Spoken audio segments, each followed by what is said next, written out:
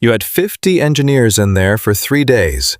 I just need 2 minutes, and if I'm wrong, I'll walk away and you'll never hear my name again. When a Voss Automotive convoy breaks down on a Michigan highway with the world's most anticipated supercar dead on the asphalt, 50 elite engineers have already spent 3 days failing to fix it.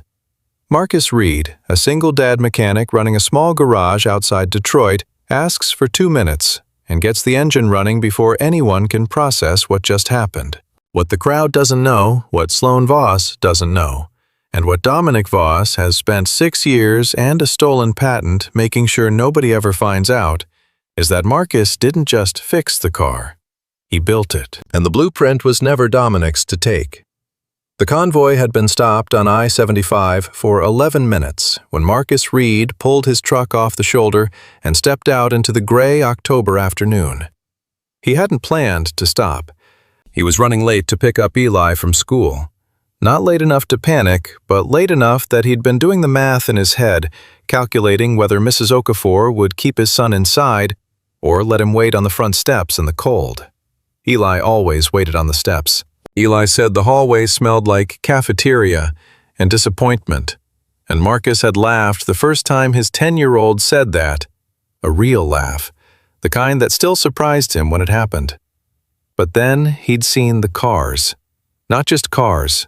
A rolling exhibition, 4 matte black SUVs with Voss Automotive plates, a flatbed carrying what looked like a covered sculpture, and at the center of it all, sitting low and motionless on the highway shoulder like a wounded animal, the unmistakable silhouette of the Helios. Even under its transport cover, half slipped to one side, the roofline was singular. Marcus knew that roofline. He had spent 14 months arguing about that roofline in a design room that smelled like cold coffee and ambition, until the aerodynamics finally matched what he'd drawn on a napkin in his apartment at 2 in the morning while his wife slept. He pulled over before he'd consciously decided to. There were men in suits standing around the Helios with the particular stillness of people who have exhausted their options and are now performing calm for the cameras they know are watching. A small cluster of technicians in Voss-branded polos stood near the front of the vehicle, tablets in hand, talking in the clipped shorthand of engineers who are no longer troubleshooting and are now just documenting their failure. One of them had his arms crossed and was staring at the ground, which Marcus recognized as the specific body language of a man who had already called his supervisor twice and was waiting to be blamed. Marcus got out of his truck. The wind off the highway was sharp, carrying the smell of exhaust and dried leaves and the particular metallic cold of a Michigan October that never felt like anything else in the world. He walked toward the perimeter, hands in his jacket pockets, moving with the unhurried quality of someone who belongs somewhere until proven otherwise. A security man in a black jacket stepped into his path. Tall, wide-shouldered, the kind of still that meant he'd been trained to be still. "Sir, this is a restricted area. We're going to need you to return to your vehicle." "I'm a mechanic," Marcus said. He didn't say it the way people say things to security guards. Not louder, not harder, just level the way you say something that is simply and completely true. "I think I know what's wrong with your engine." The security man looked at him with the tolerant patience of someone who had heard many things today and was prepared to hear more. "Sir, you had 50 engineers in there for 3 days. Marcus nodded toward the Helios. "I just need 2 minutes, and if I'm wrong, I'll walk away and you'll never hear my name again." The security man opened his mouth. Before he could finish whatever professional dismissal he'd assembled, a woman's voice cut across the wind from the direction of the lead SUV. "Let him through." Marcus turned. She was walking toward them from the SUV phone in one hand, the other tucking a strand of dark hair back against the wind, with a gesture that suggested she'd been doing it all afternoon and had stopped being annoyed about it somewhere around hour 2. She was dressed for a press event, not a highway breakdown. Structured blazer, sharp lines, the kind of put-together that didn't come apart easily, but was currently doing its best impression of coming apart. Her eyes moved from Marcus to the Helios and back to Marcus, with the quick evaluating quality of someone who had been solving problems all day and had simply run out of better options. Sloan Voss. He recognized her from the company's media presence, though she was different in person. Less polished, more tired, more real. She was about 32, he guessed. She had her father's jaw and her mother's eyes, though Marcus had only ever seen her mother in a framed photo on the wall of a conference room he'd once spent 12 hours in. 2 minutes, she said to him, not as a question. Her voice had the careful steadiness of someone who has decided to take a risk and is committed enough to sound certain about it. You get 2 minutes. If you haven't made progress in 2 minutes, my team asks you to step back and we handle this ourselves. Your team has been handling it for 3 days, Marcus said. Something moved across her face, not offense exactly, more like acknowledgement under duress. 2 minutes, she repeated. He nodded once and walked toward the car. The lead technician, a young man with the Voss logo on his chest and the expression of someone who has been awake since Tuesday, moved to intercept. Sir, this vehicle operates on proprietary— I know, Marcus said quietly, without slowing down. The technician stopped. Later, he would not be able to explain why those 2 words made him step aside. He would tell people it was the tone. It was the tone the way a key fits a lock, not forceful, just exactly right. Marcus crouched beside the Helios. Someone had already opened the front access panel, leaving the engine compartment exposed to the cold air. He looked at it for a moment, not scanning, not searching, just looking. The way you look at something you know so well that you're checking for what's changed rather than learning what's there. He saw it in the first 15 seconds. The harmonic balancer assembly, a component that most engineers at this level would never think to check on a brand new prototype. Because it was part of the baseline architecture, because it had been stress tested to tolerances that should have made failure impossible. Because the engineers who'd designed the spec had trusted the supplier data without running an independent thermal cycling test, which Marcus had argued for in a room full of people who'd all been in the industry longer than him, and who had all been wrong. The retaining collar had micro-fractured under the thermal load of 3 days of diagnostic cycling. Not a catastrophic crack, something hairline and internal, invisible to visual inspection, detectable only if you knew exactly where to look and what the failure signature felt like under your fingertips. It was causing intermittent signal interruption to the primary ignition management system, which was why the car died randomly and restarted randomly, and had driven 50 engineers insane trying to find the fault in the software, when the fault was always in the physical world. Marcus reached into his jacket pocket and took out a small multi-tool he carried the way other men carry their wallets. He made 3 adjustments, 2 mechanical one, involving a specific torque sequence that he'd had to invent a new procedure for because nothing in the existing manual covered it, because the existing manual had been written by people who had inherited the design rather than built it. Total elapsed time, 1 minute and 43 seconds. Try it now, he said. Someone hesitated. Then Sloan said, "Try it." And a technician climbed into the driver's seat with the reluctant energy of someone who was certain this wouldn't work and was going to be embarrassed when it didn't. The Helios started. Not just started, came alive. That particular sound, that specific harmonic register between 4,000 and 5,000 RPM that Marcus had calibrated over 9 months of acoustic engineering, the sound that he had once described to his wife as what a thunderstorm would sound like if it was polite about it. That sound filled the highway shoulder and rolled out across the flat Michigan landscape, and several bystanders who had stopped their cars to watch pulled out their phones. Sloan Voss was already filming. She hadn't planned to film it either. Her phone came up the way phones do when something happens that a person hasn't had time to decide what to think about yet. She captured the engine sound the technicians' faces. Marcus, standing up from his crouch and putting the multi-tool back in his pocket with the unhurried care of a man returning a borrowed pen. She captured the moment because she was a PR professional, and capturing moments was instinct, and she would later spend a long time thinking about whether she would have pressed record if she'd known what pressing record would cost her. Marcus checked his watch. He was going to be late for Eli. He started walking back toward his truck. "Wait." Sloan's voice again, differently calibrated now, Not commanding, genuinely curious, with an edge of something that might have been unease. "Who are you? How did you know what was wrong?" Marcus stopped walking, but didn't turn around immediately. When he did, he looked at her for a long moment with eyes that held a quality she would later try to describe to her assistant and fail to find the right word for. Not resentment, not satisfaction, not the bright triumph of someone who has proven a point. Something older and quieter than any of those things. "My name is Marcus Reed," he said. "I run a garage off Woodward Avenue, and I knew what was wrong because—" He paused. A very small pause, the kind that contains a decision, because I've seen that failure mode before. He got in his truck and drove away. Sloane stood on the highway shoulder with the Helios running behind her and her phone still in her hand and the video already uploading, and something uncomfortable beginning to form in the back of her mind that she couldn't name yet and wouldn't be able to ignore for much longer. 40 feet away behind the tinted window of the second SUV, Dominic Voss watched Marcus Reed's truck disappear into the northbound traffic and felt a cold that had nothing to do with October settle in behind his sternum. He picked up his phone and made a call. When the other end answered, he said 4 words: "Find out everything. Tonight."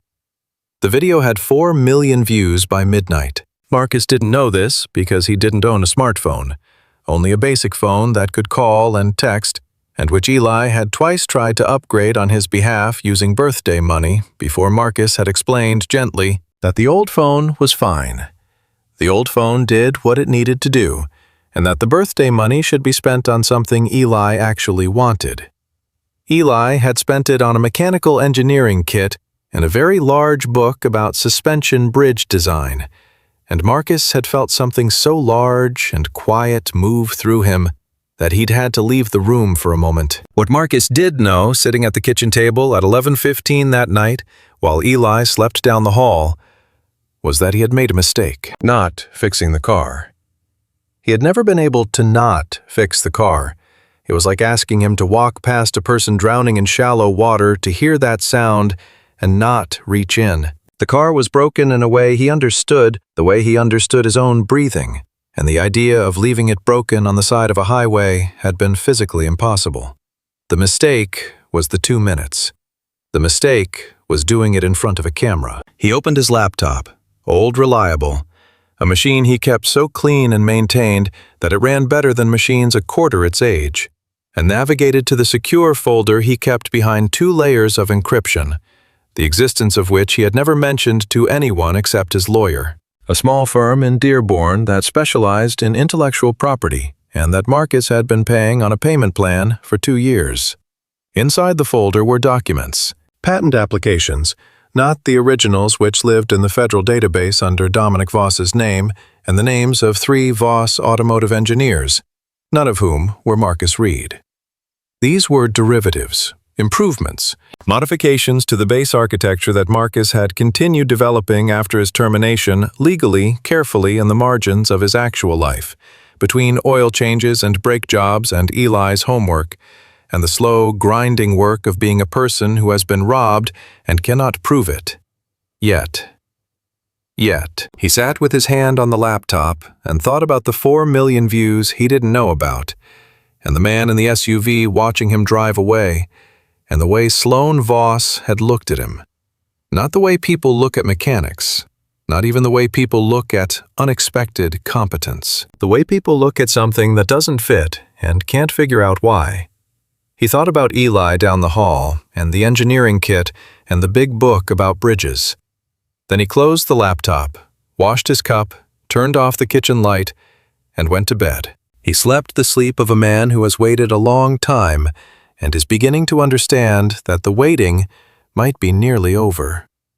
The morning after Marcus opened the garage at 7, the way he opened it every morning, with the specific sequence of movements, roll up door first, then lights, then the old radio on the workbench, tuned to the station that played blues on weekday mornings, that had become the architecture of his days since he'd stopped having a larger architecture to exist inside. The garage was small by commercial standards, 2 lifts, a tool chest that was organized with the compulsive precision of a man who had once managed a 12-person engineering team and still needed to know exactly where everything was. A parts shelf along the back wall, and near the office door pinned to a corkboard. A child's drawing of a car that bore very little resemblance to any car on the road, but which Marcus had pinned there the day Eli drew it, and which he had moved from garage to garage every time he'd had to move, the same way other fathers carry school photos.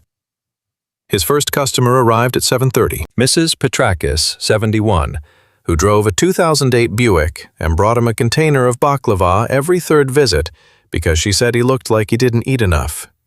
Marcus looked like he ate exactly enough, which was true, but he accepted the baklava every time because Mrs. Petrakis was a widow who liked to feel useful, and because the baklava was genuinely excellent. He was under the Buick at 8:15, methodical and focused, when he heard the bell above the garage door, and then a second set of footsteps that were not Mrs. Petrakis's shuffling walk. He rolled out from under the car. The man standing in his garage was in his late 50s, wearing a Carhartt jacket and work boots, the kind of clothes that were either very genuinely worn or very expensively purchased to look that way. His face Marcus didn't recognize immediately. Then he did. Robert Haynes, Senior Mechanical Engineer, Voss Automotive, 2011 to 2017.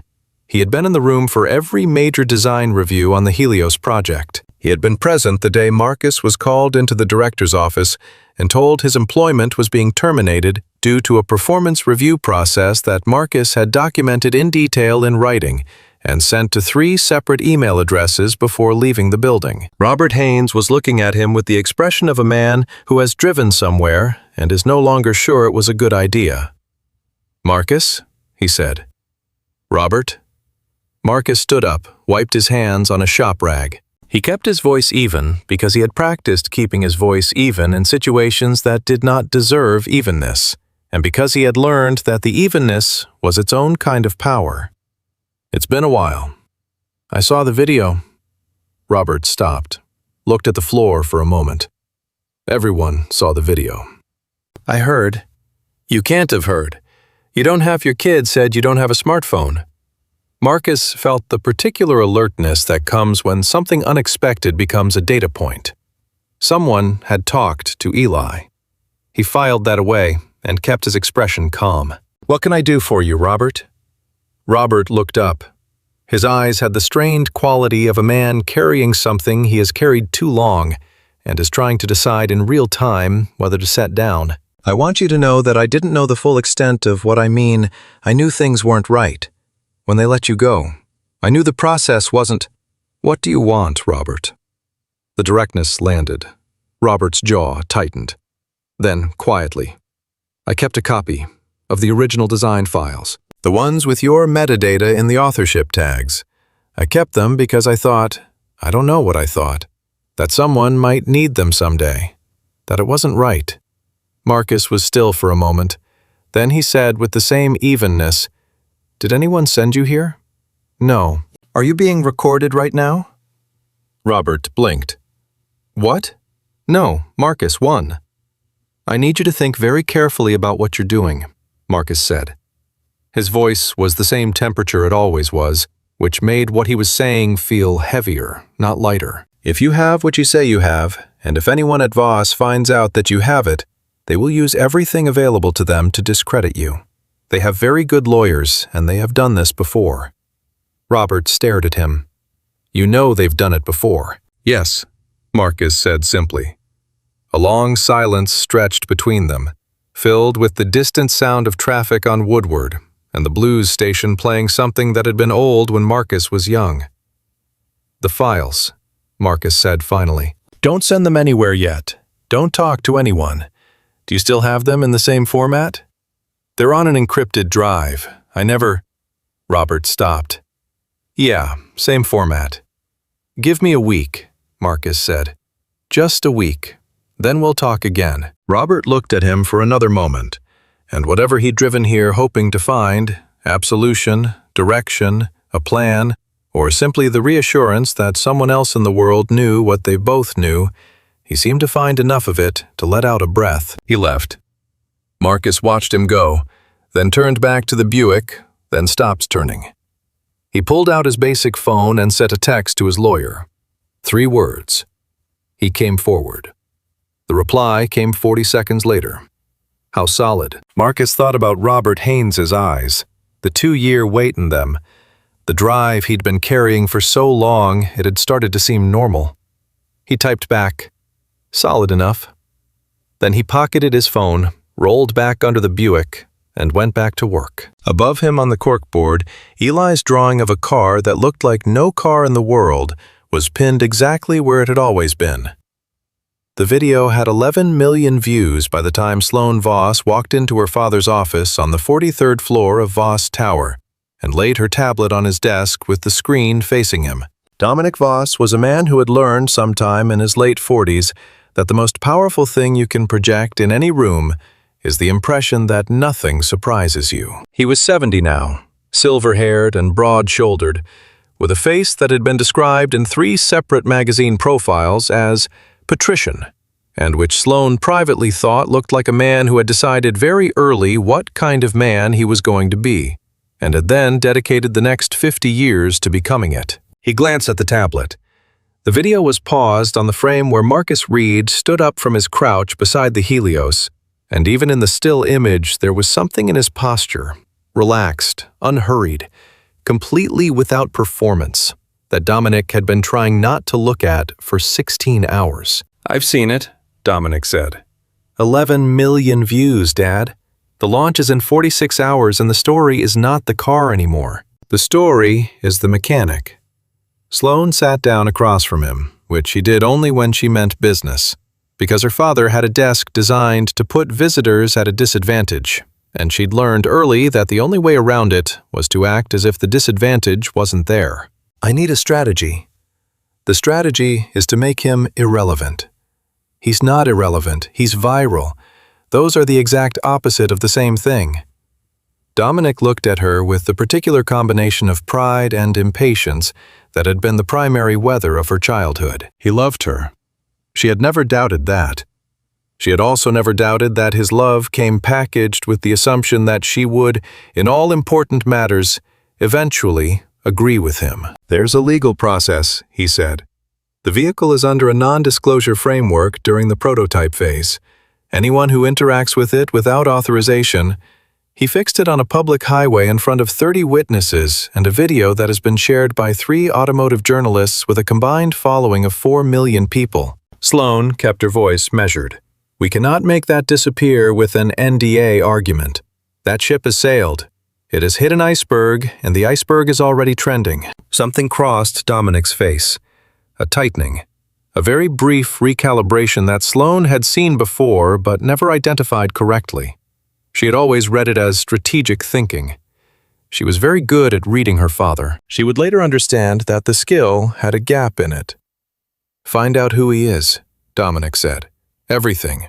I want a complete profile before end of day." "I already started." Sloan stood.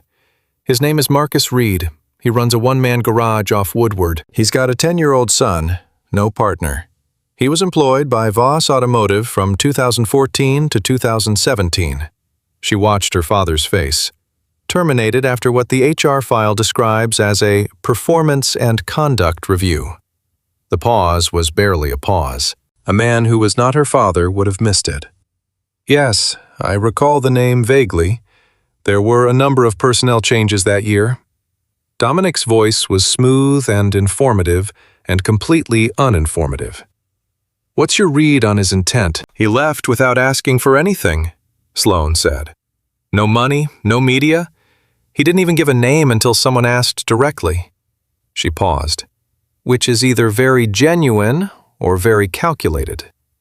"Assume calculated," Dominic said. "Go talk to him. Assess what he wants. If it's money, we can make an arrangement. If it's something else—" He picked up his own phone, which was the signal that the meeting was over. "Handle it, Sloan. That's what you're good at." She left. In the elevator going down, she thought about the way Marcus Reed had looked at her on the highway, and the specific quality of silence he'd left behind him when he walked away, and the fact that something in her chest had the slightly wrong feeling of a note played in the right key, but the wrong time. She ignored it. She was good at ignoring things that didn't fit the problem she was currently solving. Marcus was replacing brake pads on a Ford F-150 when the black SUV pulled into his lot. He heard it before he saw it. The particular engine note of something expensive moving slowly. He stayed where he was under the truck and let the footsteps come to him. One set. Heels on concrete. He finished the brake pad he was installing before he rolled out. Sloan Voss was standing 6 feet away, dressed differently from the highway. No blazer, dark jeans, and a simple jacket, which either meant she'd calculated that casual would disarm him, or she'd actually been casual, which would mean she was confident enough in herself not to need the armor. Marcus couldn't tell yet. He planned to find out. He stood up, wiped his hands, said nothing. "Mr. Reed," she said, "I'm Sloan Voss." "I know who you are." She registered that, filed it, adjusted. "Do you have a few minutes?" He considered her for a moment. Not rudely, just with the complete, unhurried attention of a man who does not give his time reflexively. "I have a truck to finish. You can talk while I work." He went back under the truck. Sloan looked at the space around her, the corkboard, the careful organization, the child's drawing pinned at eye level. And then she sat down on an upturned crate near the lift, which was not something she had done in a while, and which felt, she noted with mild surprise, like exactly the right thing to do. "I want to talk about what happened yesterday," she said. "You already filmed it and put it online," Marcus said from under the truck. His voice was clear and unreverberant, untroubled. "That seemed like a conversation you'd already finished." "The video was a reflex. I wasn't thinking about implications." "That's honest." "I try to be." She paused. "Usually." A beat. The sound of a ratchet. Then, "What do you want, Miss Voss?" The question landed the same way it had landed with Robert Haynes, she imagined. Direct enough to reset the conversation, empty enough of hostility that it couldn't be called an attack. She had a sudden strong sense that Marcus Reed had asked that question many times and had gotten very good at using it. "Voss Automotive would like to express its appreciation for your assistance during the Helios transport situation," she said, which was the corporate sentence her communications director had given her, and which tasted in this garage the way corporate sentences always taste when they're not right for the room. "We'd also like to discuss a goodwill arrangement, to acknowledge your contribution." "You mean you'd like to pay me to go away?" She didn't flinch. "I'd like to find a solution that works for everyone." "I don't want money." She had expected this, which didn't make it easier. "What do you want?" He rolled out from under the truck again, and this time he stayed out, standing up and looking at her with an expression that was so level and unstrategic that for a moment Sloan felt the disorienting sensation of being in a conversation where the other person was not. In fact, playing a game. She was skilled at those conversations. She almost never had them. "I want to know what kind of data preservation system Voss uses for original design documentation," Marcus said. "Specifically, what format you use for archiving technical files from discontinued or legacy projects." Sloan went very still. The question was so specific and so far from anything she'd expected that her brain took a full 3 seconds to process it. Then the processing happened, and she did not let any of the processing reach her face. "That's an unusual thing to want to know," she said carefully. "I'm an unusual person," Marcus said, with something that was almost a smile but wasn't quite. Behind Sloan, the garage door clattered faintly, and a child's voice called, "Dad, Mrs. Okafor said I could walk, but I had to text you and I forgot." And then stopped. Eli Reed was 10 years old, small for it, with his father's stillness already settling into him like something he'd been born carrying. He had a backpack that was slightly too large and a notebook under his arm with mechanical diagrams visible on the open page.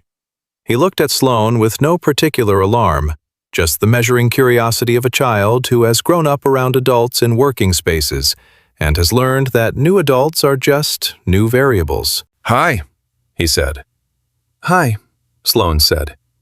"I'm Sloane." "I know," Eli said. He turned to his father. "The video has 14 million views now. Jalen showed me at school." "His dad says you're famous." "His dad is easily impressed," Marcus said with a warmth in his voice that was so immediate and complete that Sloane felt it as a kind of atmospheric change, the way a room changes when someone opens a window. He crossed the garage and put a hand briefly on Eli's shoulder. "Have a snack. Homework first, then you can read." Eli nodded, already moving toward the small office at the back where there was Sloane could see a mini fridge and a beanbag chair and a bookshelf that was organized with the same compulsive precision as the tool chest. He paused at the office door, then looked back at Sloane with an expression she couldn't immediately read. "He built a harmonic balancer once," Eli said, "for a school project. It was better than the one in the kit. He always makes things better than the ones in the kit." Then he went into the office and shut the door. Marcus turned back to Sloane. His expression had not changed. He waited. She stood up from the crate and she was thinking about harmonic balancers and about the specific location of the fault she'd watched him fix in under 2 minutes, and about the metadata in design files, and about her father's face when she'd mentioned Marcus Reed's name. "I'll look into the archiving system," she said. "I'm not promising anything." "I'm not asking for promises," Marcus said. "I'm asking for information." She walked back to her SUV. Her hand was on the door when she heard him behind her, not following, just standing in the doorway of the garage, with his hands in his pockets, and the October light making something of his shadow on the concrete. "Miss Voss," he said. She turned. "The video," he said. "It already did what it was going to do. You don't need to worry about managing it anymore." He paused. "But you should think about what made it interesting. Not the car getting fixed. The fact that 50 people who were supposed to know couldn't. That's the story. That's always been the story." He went back inside. Sloane sat in the SUV for 3 minutes before starting it. Then she drove back to Voss Tower, walked past her communications director without stopping, closed her office door, opened her laptop, and began looking into the circumstances of the 2017 termination of one Marcus Reed, which the HR file described in exactly 4 lines, and which something in her chest already knew was not the whole story. The lawyer's letter was in her father's files. She found it when she checked the legal department's archived correspondence, which she had access to as a senior officer of the company. It was dated 2 weeks after Marcus's termination. It was addressed to Marcus Reed, and it outlined in very precise legal language the grounds on which pursuing any claims related to his employment or the intellectual property developed during it would constitute breach of contract, tortious interference, and potentially criminal fraud. She read it twice. The letter was aggressive, more aggressive than a standard post-termination NDA reinforcement. Aggressive the way a letter is when someone is afraid of what the other person might say. She thought about her father's face, the tightening, the very brief recalibration. She thought about Eli saying he always makes things better than the ones in the kit. Then she closed the file and called her father and told him the meeting had gone well and she had the situation under control. She did not know when she said it that she was lying. She said it because she believed it. She was good at believing things that made the shape of the world fit the shape she needed it to be. She would stop being good at that over the next several days, in increments like a tide going out. The article appeared on a Tuesday morning in the automotive trade press first, and then in the general media 20 minutes later, the way these things move now. Not like news spreading, but like water finding cracks. Marcus read it on his laptop before he opened the garage at the kitchen table with his coffee, in the particular quiet of 6 in the morning, when Eli was still asleep and the neighborhood was still assembling itself for the day. The headline was, "Hero Mechanics Past Clouds Viral Moment, Former Voss Employee Behind 2017 Safety Incident That Injured 2 Workers." He read it through twice, slowly, the way he read things that were designed to hurt him.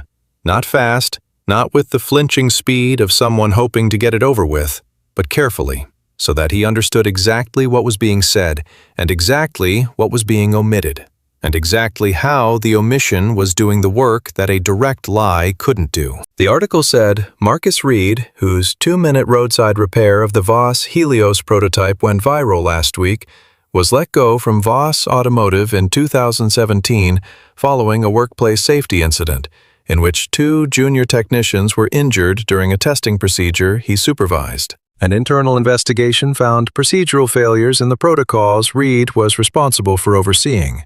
Reed was terminated and did not contest the finding. Every sentence was technically true. Every sentence was an architecture of omission. The incident had been real. 2 technicians had been injured, minor injuries, both back at work within a week. The testing procedure had been modified without Marcus's knowledge or sign-off by a department head responding to pressure from above to accelerate the timeline. Marcus had documented his objections to the timeline acceleration in writing twice. The internal investigation had found procedural failures in the protocols Marcus was responsible for, which was true, the way it is true that a bridge collapses due to failure of the bridge. Accurate as a statement of physics, completely silent on the question of who removed the load-bearing element. He had not contested the finding. He had not contested it because contesting it would have required a legal fight he couldn't afford at the time, and because Eli was 4 years old, and because his wife had died 8 months before the incident, and because he had been barely keeping himself assembled, and the idea of a prolonged legal battle had felt, in that specific dark period, like being asked to climb a mountain he didn't have the strength to begin.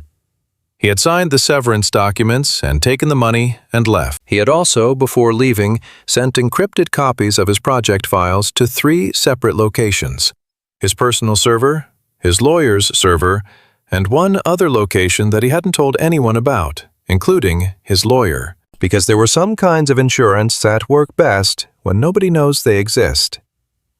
He closed the laptop, finished his coffee, made Eli's lunch, woke Eli up at 6:45 the way he always did, not with an alarm but with the radio on low and the hall light on, and enough time for Eli to surface gradually. Because Eli was a person who needed to surface gradually, and Marcus had learned this about his son the way he learned all important things by paying close attention. Over breakfast, Eli said, "Jalen says people are saying bad things about you online now." "Some people are," Marcus said. "Because of the article?" "Yes." Eli ate his cereal, considered. "Is it true, the article?" Marcus looked at his son across the kitchen table. Eli had his mother's directness, the quality of asking the real question without preamble or apology, the refusal to accept the softened version of a hard thing. It was the quality Marcus loved most about him, and the quality that made it hardest to be his father. "Parts of it are true," Marcus said. "Parts of it leave things out that matter." Eli processed this. "Is that lying?" "It's a kind of lying," Marcus said.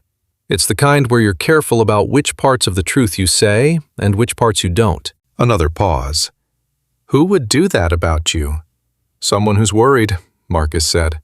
"About what I know." Eli looked at him steadily in that way he had, and Marcus held the look without deflecting, because he had made a decision years ago that Eli would not be raised in a house of performed calm, that his son would know when things were hard, and would be told at the level appropriate to his age the truth. Not all of it, not yet, but not a lie dressed up as reassurance either. "Okay," Eli said finally, and went back to his cereal.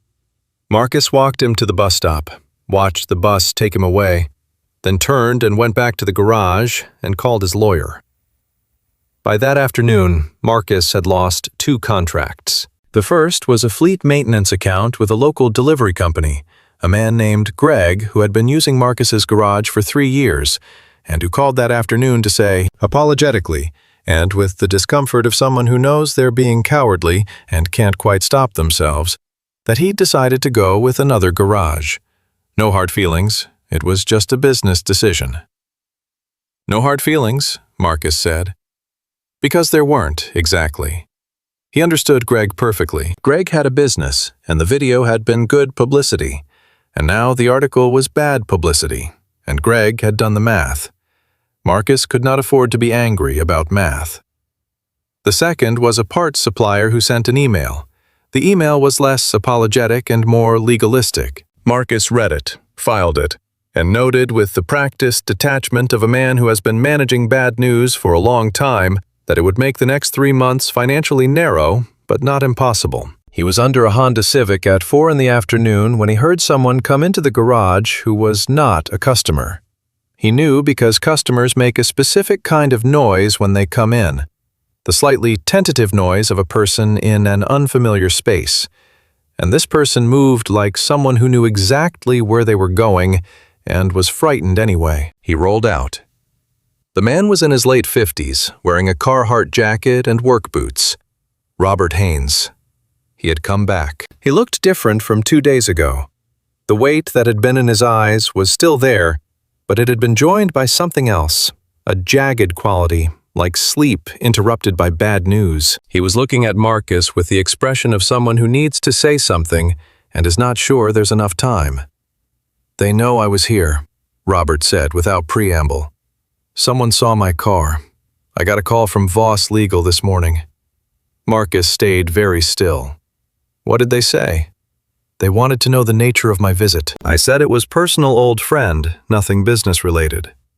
Robert's hands were in his jacket pockets, and he was pressing them against his sides as if holding himself together that way. "They didn't believe me, or they didn't care whether they believed me. They said they wanted to remind me of my ongoing NDA obligations, and that any disclosure of proprietary technical information would—" He stopped, swallowed. "Marcus, I have a daughter starting college in the spring. I have a mortgage." "Robert," Marcus kept his voice even and quiet, "I'm not asking you to do anything." "I know, but you came here on your own. You told me what you had on your own. I didn't ask you to do either of those things, and I'm not asking you to do anything more." Robert looked at him for a long moment. The shakiness in him wanted to find something solid to rest against, and Marcus gave it something. Not reassurance, exactly. Not the false comfort of, "Don't worry, it'll be fine," but the more durable thing, which was steadiness. The specific steadiness of someone who has already considered the worst outcomes and made peace with the most of them. "Are you going to be okay?" Robert asked. He meant it more broadly than today. "Yes," Marcus said. And then, because Robert needed more than one word, "I've been building towards something for 2 years. What happened on that highway, that was never the plan, but it doesn't change the plan. I just need a little more time." Robert nodded. He looked at the corkboard, the organized precision the child's drawing. He looked at it the way people look at evidence of a life that has been rebuilt from rubble, with a kind of involuntary respect. "The files," Robert said. "If you ever need, I'll contact you through the channel we discussed," Marcus said. "Not your phone, not your email." Robert nodded again and left. Marcus stood in the empty garage for a moment after the door closed. Then he pulled out his phone and called his lawyer and said, "They're monitoring Robert Haynes. Voss Legal contacted him today. We need to move the timeline." His lawyer said, "How much time do we have?" Marcus thought about the article, the contracts, the specific, calculated nature of the attack, not crude, not panicked, but surgical. The action of someone who has done this before and knows how to do it efficiently. "Not much," he said. The knock at the garage door came at 7 that evening after Marcus had sent Eli to a neighbor's and was doing accounts in the office. He was not expecting anyone. Sloan Voss had changed clothes again, this time something between the highway press event and the casual visit, as if she hadn't been sure what category this evening was and had compromised. She was holding a coffee cup from a place 3 blocks away, and she held it the way people hold things when they're not sure whether they're staying like a prop that might also be an exit strategy. Marcus stood in the garage doorway and looked at her. "The article," she said. "I didn't write it. I didn't authorize it." "I know," Marcus said. She looked at him. "How do you know?" "Because you would have made it sharper," he said. "The article is effective, but it's not elegant. Your PR work is elegant. I've read your press releases." Something moved across Sloane's face, not quite flattered, not quite offended. the particular expression of someone who has been accurately described and isn't sure yet whether that's a compliment. "I'm going to ask you something," she said, "and I'd like you to answer it directly." "That's usually how I answer things." "Are you planning to sue Voss Automotive?" Marcus leaned against the doorframe. "Are you asking because you want to know, or because your father sent you to find out?" A pause. Small, but real. "Both," she said. "I won't insult your intelligence by pretending otherwise." "I appreciate that." "So are you." He looked at her for a long moment, and she felt it again, that sensation of being in a conversation where the other person was not playing a game, which was unsettling because all her skill was calibrated for games, and without them, she was in territory she navigated less surely. "I'm not planning to sue anyone," Marcus said. It was true. His lawyer had structured the situation very carefully to ensure that what Marcus was doing was not a lawsuit, because lawsuits were fights on the other person's terrain. And Marcus had learned the hard way that you do not fight on the terrain of someone who has more money than you and has already chosen the terrain. "Then what do you want?" Sloan asked. "Not the archiving system. What do you actually want?" He was quiet for a moment. The blues station on the workbench played something slow and deliberate into the space between them. "I want my son to know where he comes from," Marcus said. "That's what I want." Sloan blinked. It was the last answer she'd expected, and it landed differently from everything else he'd said, because it was clearly not a strategic statement. It had the texture of the real thing. "I don't know what that means," she said carefully. "You will," Marcus said. "Eventually." She stood there for another moment holding her coffee, and something in the way she was looking at him had shifted. Not dramatically, not enough for either of them to name it yet, but shifted, the way the light shifts when a cloud moves, when you suddenly see detail in something you'd been looking at in flat light before. "The article is going to do damage," she said, "to your business." "I know." "Is there anything I can do?" She stopped herself, started again. "I'm asking as a person, not as Voss PR." "As a person," Marcus said slowly. "You could look into what actually happened in 2017. All of it, not the 4 lines in the HR file." She held his gaze. He held hers. Neither of them looked away first. They were simultaneously interrupted by Eli's voice from the direction of the neighbor's yard, calling something about a missed snack, and Marcus turned toward it, and Sloan took the moment to look away and breathe and rearrange herself. "I'll look," she said. She left. Marcus watched her go, and for the first time in 6 years, he felt something shift in the careful, contained mechanism of what he'd been building. Not because she was going to help him necessarily. He still didn't know that. But because she had said, "I'll look the way people say things when they mean them, rather than when they say them to buy time," and in 6 years of being lied to with great professional skill, Marcus had gotten very good at telling the difference. He called his son home, made dinner, listened to Eli talk about suspension bridges, put him to bed. Then he sat at the kitchen table with his laptop and his encrypted folder and made 3 decisions that he had been approaching for 2 years, like a man approaching a door he had built with his own hands, and finally decided it was time to open. He wrote to his lawyer. He updated the trust documentation, and he sent to a specific secure repository within the Voss Automotive internal network, a repository he had created and hidden during his final week of employment in a location that was so deep in the legacy architecture that no one had touched it since 2017. A small, automated verification ping that confirmed the files were still there. They were. He closed the laptop. The night outside was cold and clear, the specific clarity of Michigan October when the humidity drops and you can see further than usual. He thought a little more time. The call came from Voss Legal on a Wednesday morning at 8:50.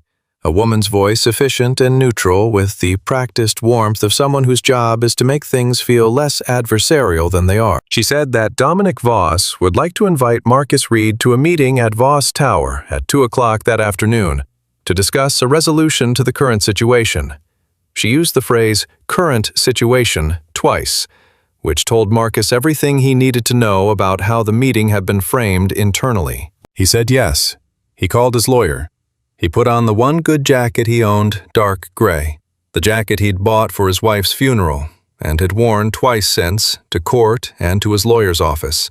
The jacket that meant he was going somewhere important that required him to be entirely himself and present no soft edges. He drove to Voss Tower. The building was everything the company's design philosophy promised: glass and precision. The specific beauty of a structure that knows exactly what it is and does not hedge. Marcus had been in this building before, many times, years ago, when he had been part of what was built here. He rode the elevator to the 43rd floor with his hands relaxed at his sides and his breathing even. And he thought about Eli at school right now, in his too large backpack, probably explaining the aerodynamic properties of something to Jalen, while Jalen listened with the patient loyalty of a boy who did not understand aerodynamics, but understood that his best friend needed an audience. The conference room was large, and the table was the kind of long that was designed to make the people on the far end feel like they had arrived at a distance. Marcus was shown to a seat on the far end. He sat without adjusting his position to suggest the distance bothered him, which it didn't because he had spent 2 years thinking about this room, or one like it. Dominic Voss came in with 2 lawyers, and after a beat, Sloan. Sloan had not been told Marcus guessed that he was going to be here. She was dressed for the office, not for a negotiation, and when she saw him across the long table, something went across her face too quickly to read before she caught it and put it away. She took a seat beside her father, which was where her role required her to be, and which Marcus could see from the careful way she placed her hands on the table was not where she currently wanted to be. Dominic sat down at the head of the table with the ease of a man on his own territory. He was impressive in person, larger than he photographed, with a stillness that was the expensive kind, the kind that comes from decades of never needing to fill silence, because the silence always belonged to you. He looked at Marcus across the length of the table and said nothing for a moment, and Marcus understood that this was meant to be a demonstration.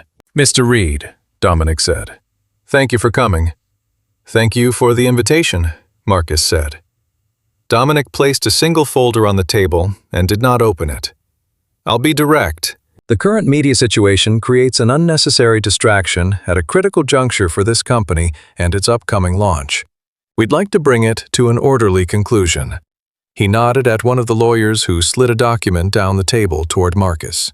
"We're prepared to offer you $500,000 and an acknowledgement in the Helios marketing materials as a contributing consultant, in exchange for a comprehensive non-disclosure and non-disparagement agreement." Marcus looked at the document without touching it. Then he looked back at Dominic. "That's generous," he said.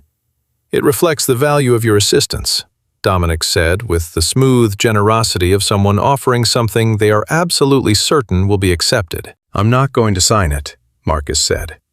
The temperature in the room shifted. One of the lawyers made a note. Sloan looked at the table. Dominic's face did not change the patrician composure held, but something behind his eyes did the thing it had done when Sloan mentioned Marcus's name in this same building 3 days ago. The tightening. The recalibration. "Mr. Reed," the second lawyer said, "I want to make you aware that the alternative to an agreement is a legal process that will examine your conduct, your history with this company, and the validity of any claims." "I'm not making any claims," Marcus said. He said it the same way he always said things, level and complete, like a key in a lock. "I haven't filed anything. I haven't threatened anything. I fixed a car on a public highway and answered some questions. You called me." A silence. "Then what?" Dominic said with a precision that betrayed that he had been holding this question for some time. "Do you want?" Marcus reached into his jacket and took out his phone. He placed it on the table and opened a document which he turned to face the room. "What I want," he said, "is to show you something." Sloan leaned forward slightly. The lawyers exchanged a look. Dominic did not move. The document on the screen was a patent application, filed 18 months ago. The applicant was listed as Eli James Reed Minor, through a trust administered by his legal guardian, Marcus Reed, and the law offices of Pearson Dearborn IP, Dearborn, Michigan. This is a patent application for a thermal cycling stress mitigation system for high-performance rotary assemblies, Marcus said, specifically for the class of harmonic balancer architecture used in the Helios drivetrain. He kept his voice level and informative, like a man presenting findings at a meeting he has prepared very thoroughly for. It's a derivative improvement on a base design. The derivation is legally distinct from the original patent, which is held by Voss Automotive. But the derivative could not exist technically, demonstrably, provably, without access to the original design at the architectural level. One of the lawyers said slowly, "That doesn't establish." "I'm not finished," Marcus said with the same evenness. He navigated to a second document. This one was a technical file with a metadata header, a long string of information that meant nothing to most people in the room and meant everything to the two engineers among them. "This is a design file," Marcus said. "Original authorship metadata, including creation timestamps, modification logs, and cryptographic signature chains. It's been in the Voss Automotive Internal Legacy Archive since 2017, specifically in a subrepository in the legacy infrastructure that your current IT team doesn't actively maintain because it predates the 2019 system migration." He paused. "The file has not been modified since it was created. The cryptographic signature confirms this. The authorship metadata shows two contributors. One of them is listed as D. Voss. The other is listed as M. Reed." The room was very quiet. Sloan had gone still in a way that was different from her usual stillness. This was the stillness of someone whose understanding of the world is being rearranged while they sit in a chair and breathe. Dominic Voss, for the first time in Marcus's experience, looked like a man who was not in control of the room. The composure was still there. Years of training don't fail all at once. But underneath it, something had shifted, and the shift was visible in the specific way he held his jaw, the way that told Marcus he was deciding something. "Those files," Dominic said carefully, "were collaborative work product generated during Marcus's employment. Under the terms of his employment contract, all work product is co-invented by two parties," Marcus said, "one of whom was terminated under fraudulent pretenses and compensated with a severance agreement that was executed under conditions of duress." He let that land. Then, "I'm not presenting this as a lawsuit, Mr. Voss. I'm presenting it as a fact pattern. What you do with that fact pattern is up to you." Dominic looked at him across the length of the table, and Marcus looked back, and between them was 6 years of a specific, particular kind of injustice. Not the dramatic kind, not the kind that makes news, but the slow kind. The kind that happens in conference rooms and legal documents, and the weight of financial pressure applied to a grieving man who has a 4-year-old son and no remaining fight in him. Except that Marcus had had it turned out a great deal of remaining fight in him. It had just been very quiet. Dominic turned to his lawyers. A brief, murmured exchange.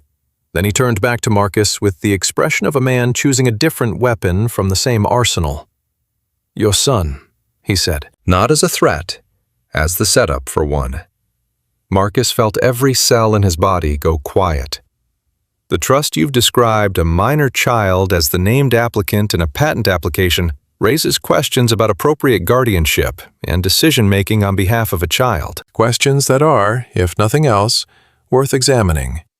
Particularly given your financial situation, the ongoing instability of your business, and the questions raised by the 2017 incident about your professional judgment." Dominic's voice was measured and almost regretful, the voice of a man doing something distasteful for good reasons.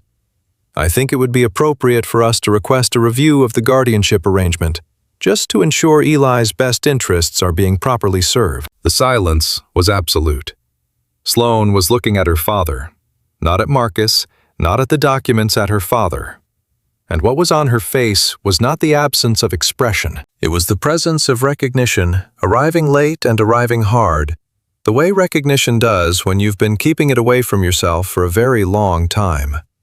Marcus stood up. He picked up his phone. He buttoned his jacket. He did all of this without any change to the temperature of his manner, without anything in his face that could be read as fear or anger, because both of those things were there, the anger especially. But they were his, and they were doing what he needed them to do, which was fuel and not sabotage. "You've made your position clear," Marcus said. "I hope I have," Dominic said. "I'll be in touch through my lawyer."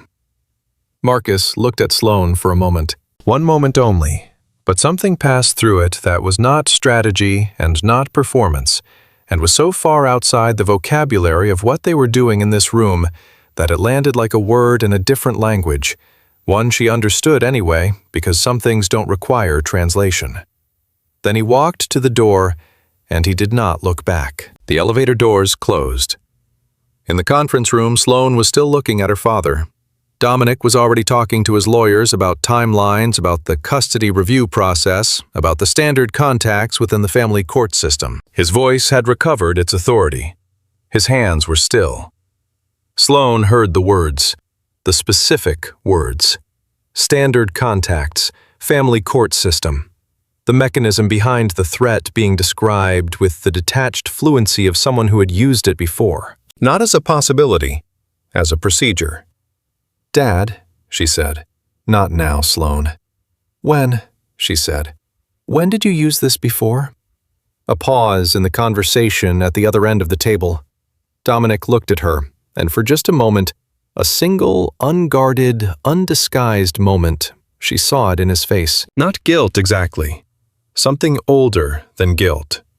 The expression of a man who has been making a specific choice for so long that he has forgotten there was ever another option. "This is business," he said. "You understand business?" "I understand what that is," Sloan said quietly. "And it isn't business." She stood up, picked up her portfolio, walked to the door. "Sloan," her father's voice still controlled, but with an edge in it that was the closest thing to alarm she had ever heard from him. "Don't do anything." She closed the conference room door behind her. In the hallway, she leaned against the wall for exactly 4 seconds. Then she pulled out her phone and called the one contact she had who could, within the hour, tell her everything the HR file had left out about the 2017 incident. Her contact answered on the second ring. "I need to know what actually happened," she said. "Not the official version." "The actual version." A pause. Then, "I was wondering when you were going to ask." The call from the family court liaison office came at 8:15 the following morning while Marcus was making Eli's breakfast. The woman on the line had the careful, neutral tone of someone delivering information they did not create and are not responsible for. She said that a welfare review request had been filed regarding the minor Eli James Reed, and that a preliminary hearing was scheduled for Friday at 2 o'clock at the Wayne County Family Court, and that Marcus's attendance was required, along with documentation of current living arrangements, financial stability, and any other relevant circumstances of the child's care. Marcus said thank you. He said he would be there. He ended the call and stood at the stove with the spatula in his hand, and he breathed for exactly 30 seconds, the measured, deliberate way he breathed when he needed to think clearly, and the thinking was difficult. Then he finished making the eggs. Eli came to breakfast with the engineering kit under one arm and the bridge book under the other, the way he sometimes did on days he was excited about something, as if separating himself from his current projects felt like leaving too much behind. He looked at his father's face with the particular acuity of a child who has learned to read one adult very well. "What's wrong?" Eli said. Marcus set the eggs on the table, sat down across from his son. This was the moment he had been thinking about for 6 years, not as an abstract future moment, but as a specific one with Eli at a specific age, and Marcus finding the specific words, because he had known it was coming, and he had known that when it came, he had to be ready. "I need to tell you something," Marcus said, "about where we come from." Eli put down the engineering kit. He folded his hands on the table, which was a gesture so adult and so perfectly him that Marcus felt the catch in his chest that was always there when his son did something that was both completely new and exactly who he had always been. "Okay," Eli said. Marcus told him. Not all of it, not the grimmest parts, not the details that would have been the adult version, but the true shape of it. That the car Marcus had fixed on the highway was a car Marcus had helped build years ago. That some people at the company that made the car had not been honest about who had built it. That Marcus had been working quietly for a long time to make that honest. And that the work Marcus had done, the extra designs and improvements he'd kept building after everything that happened, were now in a trust with Eli's name on them. Because Marcus had wanted there to be something that was Eli's, something real, that came from the same place Marcus came from, and that no one could take. He told Eli that some of the same people were now trying to create problems about the trust and about whether Marcus was taking care of him properly. He told Eli this was not going to work because it wasn't true, and because Marcus had prepared for it, and because they had a good lawyer. He told Eli that there might be a hard few days. Eli listened to all of it. His face through the telling was not the face of a frightened child. It was the face of a child processing something serious with the seriousness it deserved, which was different and much more bearable. When Marcus finished, Eli was quiet for a moment. Then he said, "The car you fixed, the sound it made when it started, that was because of you." "Some of it," Marcus said. "The harmonic register, the acoustic calibration." Eli thought about this. "So that's why you fixed it so fast." "Yes." Another pause. "Why didn't you tell people that before?" "Because someone was making sure that if I told people they could take you," Marcus said. It was the plainest version of the truth, and it was enough. "And you are not something I was going to risk." Eli looked at him across the kitchen table, and Marcus looked back at his son. And in the space between them was a whole specific country. The country of just the two of them. The garage and the engineering kits, and the big book about bridges, and the mornings with the blues station, and the baklava from Mrs. Petrakis, and the child's drawing on the corkboard. The country that Marcus had built, and that was, by any measure that mattered, real and solid and entirely theirs. "Okay," Eli said finally. He picked up his fork. "We should eat. The eggs are getting cold." Marcus laughed. It was a real one, the kind that still surprised him. At 9 o'clock, Sloane Voss knocked on the door of the garage. Marcus opened it. She was not dressed for the office. She was in jeans and a jacket, and she was not carrying anything, which meant she had come without an agenda prepared, which was the most unarmored he had ever seen her. "I need to talk to you," she said. "Not as Voss PR, not as my father's representative, as myself. Is that something you're willing to do?" "Yes," Marcus said. They sat in the garage, Marcus on the workbench, Sloane on the upturned crate, the radio on low, the October light coming through the roll-up door at an angle that made the space look more deliberate than it was, the way good light does to any space. "I talked to my contact last night," she said, "and I talked to Robert Haynes this morning. He called me." She looked at her hands for a moment. "I know what happened in 2017, the full version." Marcus waited. "The timeline acceleration was ordered by my father. The modifications to the testing protocol were made without your sign-off, with documentation that was backdated to make it look like a collaborative process. The internal investigation was conducted by people who reported to my father." She said this steadily, with the precision of someone who has organized their feelings around the facts and is presenting the facts first. "And the lawyer's letter that went out after your termination? The one about pursuing claims being fraud? I had that reviewed by outside counsel last night. It was coercive. It may have been itself illegal." "I know," Marcus said. "You knew all of this." "I've known it for 6 years." She took a breath. "Then why? Why wait? Why not?" "Because I needed what I needed," Marcus said. "The patent application needed time to move through the process. The trust needed to be structured correctly, and Robert Haynes needed to come to me on his own without pressure, so that when he said what he knows, it's credible. You can't rush that." He paused. "And because for the first year and a half after Lauren died, I wasn't capable of doing any of this. I was barely capable of getting Eli to school." She was quiet, then carefully, "Lauren was your wife?" "Yes." "I'm sorry. Thank you." The radio played something that had a long note in it, the kind that hangs in the air after the chord resolves, and neither of them said anything for a moment. "My father is going to go through with the custody review," Sloan said. "I told him last night that what he was doing was wrong. I told him I was going to." She stopped. "He told me that I was being naive, and that in 20 years I'd understand that protecting the company is the same as protecting the family, and that everything he's done has been to give me something worth inheriting." She looked at Marcus. "He believes that. He genuinely believes that." "I know," Marcus said. "That's what makes him dangerous." "I talked to your lawyer this morning," she said, "before I came here."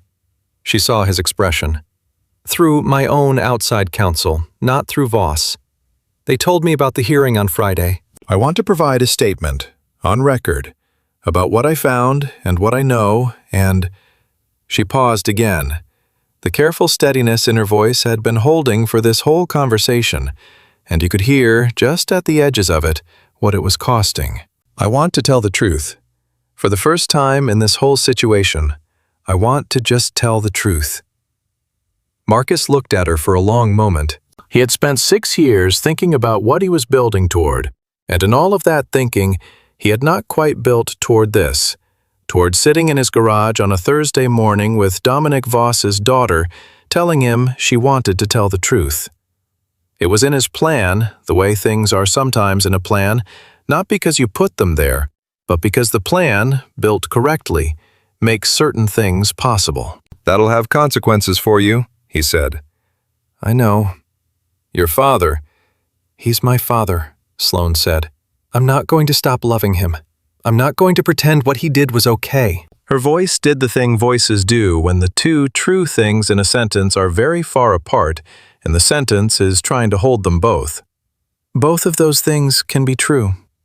Marcus nodded. "He'll fight it," Sloan said. "Whatever statement I give, he'll find a way to—" "Let him fight it," Marcus said. "That's what I've been waiting for." The hearing on Friday was not the hearing Marcus had expected to have. When he arrived at the Wayne County Family Court, his lawyer was already there. Robert Haynes was there, in a suit, with a portable hard drive and an expression of someone who has decided something and is finished redeciding it. Sloan Voss was there without any Voss Automotive affiliation apparent, in the specific neutrality of a person who has removed their armor and walked into the open. What Marcus had not expected was that Dominic Voss would also be there. Not through his lawyers who were there, but in person, arriving 4 minutes before the hearing with the bearing of a man who considers his physical presence a resource he can deploy. He had deployed it his entire life. It had always worked. Dominic took in the room. He took in Robert. He took in Sloan. He looked at Sloan for 3 seconds longer than everything else, and what happened in those 3 seconds was a private thing between a father and a daughter that Marcus looked away from because some things are not for witnesses, even when they happen in a room full of them. Then Dominic looked at Marcus. Marcus met his eyes. Not as a performance, not as a triumph. He met them the way you meet the eyes of someone at the end of a very long thing, because they are there, and it is the only honest response. The judge was a woman in her early 60s with the practical, focused energy of someone who has heard many things and has developed a very accurate instrument for distinguishing between them. She had been given the documentation ahead of time. She had read it. The hearing lasted 2 hours. Dominic's lawyers argued the welfare review on the grounds of financial instability and the unorthodox structure of the patent trust. They presented the HR documentation from 2017. They presented the lawyer's letter. They were professional and thorough, and they argued from a carefully built structure that was designed to be unassailable. Robert Haynes provided the encrypted drive, the technical files, the authorship metadata. He spoke for 45 minutes in the careful, specific language of an engineer who knows what they know and can prove it. and he did not look at Dominic Voss once while he spoke. Sloane Voss provided a sworn statement. She spoke for 20 minutes. She did not raise her voice. She did not cry. She presented what she had verified independently, what she had found in the legal department files, and her own direct knowledge of the meeting in which her father had made the custody threat. She spoke in the specific, clipped cadences of a communications professional who has learned that clarity is more powerful than rhetoric. At one point during her statement, Dominic said quietly, "Sloane." Just her name, nothing else. She paused. She looked at him, and then she looked back at the judge and continued. Dominic's lawyers moved to have the statement excluded. The motion was denied. At the end of the hearing, the judge said that the welfare review application appeared to lack merit on its face and showed indicators of being filed for purposes other than the child's welfare, and that a full review of the application and its circumstances would be conducted, and that in the interim, the application was stayed, and that if the circumstances of the application proved to be as the evidence suggested, there would be further implications for the filer. She said this in the measured language of family court, which meant this was a bad faith action, and it is going to cost someone. Marcus sat in the courthouse hallway afterward, while his lawyer called the patent office to confirm the status of the application, and Robert Haynes folded the drives carefully back into their cases. The courthouse hallway smelled like industrial cleaning solution and old carpet, the specific smell of the inside of civic buildings, which Marcus had never liked and which today smelled fine to him. Sloane came and sat beside him, not close, just in the next chair along the row of chairs that lined the wall. She had her hands folded in her lap in that way that was both very adult and very like someone who has been through something they didn't fully anticipate. "How are you?" she asked. "Okay," Marcus said. And then, because it was true, and because he was the kind of person who said true things, "Better than I expected to feel." "That's not nothing," she said. "No, it's not." A pause. The hallway was quiet except for the distant sound of another courtroom's proceedings coming muffled through a door. "What happens now?" she asked. "For you." "The patent application continues," Marcus said. "The authorship question goes to Voss Automotive's board as a formal dispute. There'll be a process." He paused. "It won't be fast, but it'll be real." "And your father?" he said. He asked it carefully. Sloane looked at the opposite wall. "He's going to fight," she said. "He'll present it as a hostile action by a disgruntled former employee. I know what the PR will look like. I helped design the template. The irony is not lost on me." A pause. "But the board has seen the files, and boards ultimately care about liability. She stopped. "He'll be okay. Probably. In the small picture sense. The company will settle or restructure the attribution, and he'll keep his name on enough things that he can convince himself it doesn't matter." Another pause, quieter. "But the version of the story he's been telling himself, the version where he built it all from scratch and gave it to me, that version is finished, and I think that's the thing that will be hardest for him." Marcus nodded. "I'm going to resign," Sloane said. "From Voss PR. I've been thinking about it since Tuesday. She made a small gesture that meant something broad and unspecified. "I need to not be in the building where all of that happened for a while. Maybe longer than a while." "That sounds right," Marcus said. She turned and looked at him. The courthouse light was fluorescent and unkind, and she looked more real in it than he had ever seen her look, which was the strange gift of unflattering light. It takes away the managed version and leaves you the actual one. He looked back at her. "Can I ask you something?" she said. "Yes." "The 2 minutes, on the highway. You had to know what fixing that car would start. You had to know it was going to knock something loose," Marcus said. "Yes." He thought about this. It was a real question, and it deserved a real answer. "I knew," he said. "I didn't know exactly what form it would take, but I knew that fixing it in front of people was going to make it harder for everything to stay buried." He paused. "I also couldn't not fix it. I know that sounds "No," she said. "I believe you." "The car was broken in a way that I understood completely," Marcus said. "And leaving something broken when you know exactly how to fix it, that's not something I'm capable of, for better or worse." She was quiet for a moment. Then she said, with something that was almost a smile, but was also something more complicated than a smile, "Eli said you always make things better than the ones in the kit." "He shouldn't be telling people that," Marcus said. "It's embarrassing. It's actually—" She stopped. "What?" "It's actually the most impressive thing anyone said about you," she said. "And there were a lot of things said about you."